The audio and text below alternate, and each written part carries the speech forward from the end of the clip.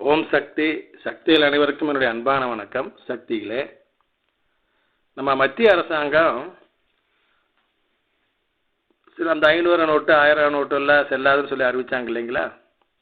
அதுக்கு 2 நாளைக்கு முன்னாலேயே அம்மா அவர்கள் மருதுபாண்டி கனவுல போய், மகனே நாளை நீ ஏடிஎம்முக்கு போய் 400 ரூபாயாக உனக்கு குடும்ப செலவுக்கு தேவையான பணத்தை எடுத்துக்கொள் அப்படின்னு சொல்லி அம்மா சொல்கிறாங்க.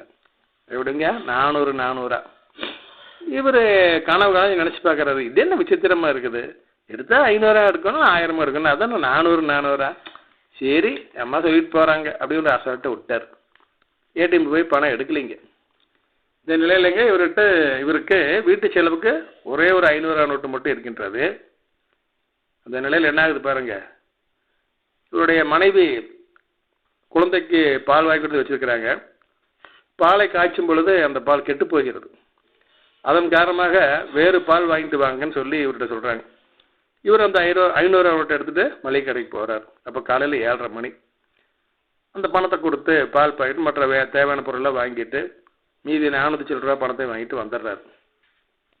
அதுக்கு 1 மணி நேரம் கழிச்சு காலையில் 8:30 மணிக்கு தான் அந்த 500 ரூபாய் நோட்டு செல்லாது 1000 நோட்டு செல்லாதுங்கிற அறிவிப்பு டிவியில் எல்லாம் வெளியே வருதுங்க.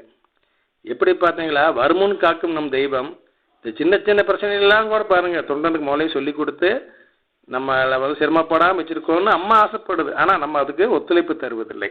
ஓம் சக்தி.